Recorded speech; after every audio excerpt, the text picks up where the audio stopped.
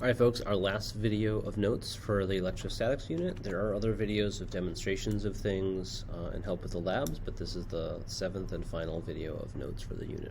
Our last charging method is charging by induction. So we talked about friction, rubbing things together. We talked about conduction, contact between objects. Induction is charging without contact with another charged object. So the idea is that you have a neutral object and you're going to give it a charge, but you're not going to touch a charged object to it. So it's that's how it's separate from conduction and friction. So you need one charged object. You also need a neutral object. The end result is whatever the charge of the charged object you start with, the neutral object acquires the opposite charge. So if your charged object is positive, the neutral object becomes negative, and vice versa. So kind of quickly, this is a pretty brief video probably. The process is really a two-step process. So we talked about polarization and grounding in the previous video, and if you do those two things in succession in the right way, you will charge an object by induction. So you take a neutral object and you polarize it. So the neutral object is sitting there, you bring the charged object near it, and that causes the electrons within the neutral object to move to one side of the object. So this works really well with metals. This process of charging by induction really doesn't work with insulators. So this is specific to conductors, to metals. So you polarize the metal neutral object. You ground it in a very special way, and you ground it by touching the opposite end of the neutral object. So I'll give an example in a minute, but that's kind of the special thing that makes it the charging by induction. And then when you move the two objects apart, each object will have the opposite charge.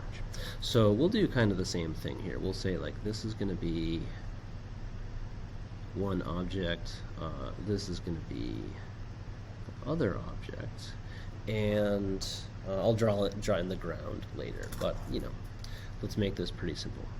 This has two positives, this has a lot. 1, 2, 3, 4, 5, 6, 7, 8, 9.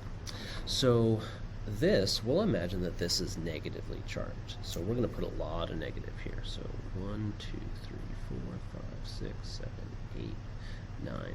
It's very obvious that this whole thing is negative.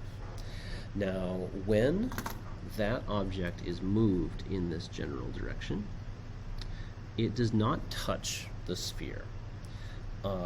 And so what happens is we have this negatively charged object.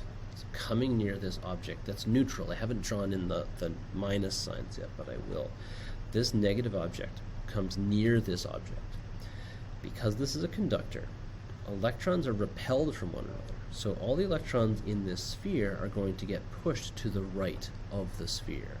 So it was evenly distributed, and no longer is it evenly distributed. 1, 2, 3, 4, 5, 6, 7, 8, 9. And so the negative charges that were evenly distributed move over to the right. And so the function of this is, if I draw a line down the middle, the left side of this sphere is positively charged. The right side of this sphere is negatively charged. This sphere is still neutral, but each end is charged. And so here's the significant thing. Grounding it involves touching one side of it. Now the symbol for ground is a bunch of parallel lines that get shorter and shorter. So this is the ground. Now the special thing that happens when you ground a polarized object is only what's happening on that side of the object obeys the rule for grounding.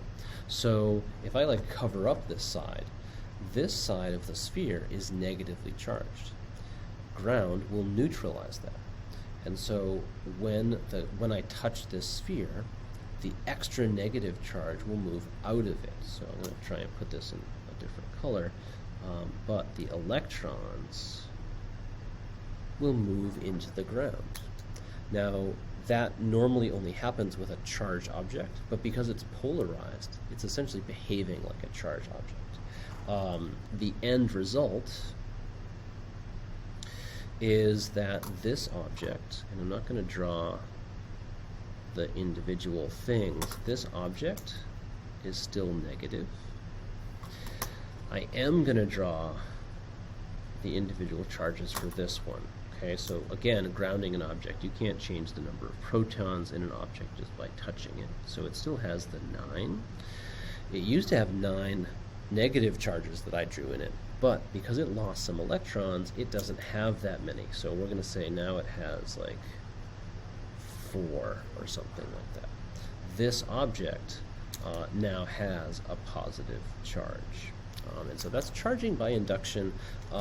We will go over this in class. This is by far the most confusing thing in this unit, so I'm going to try and give you some examples and have you kind of try it yourself and experience that. So, but that is charging by induction.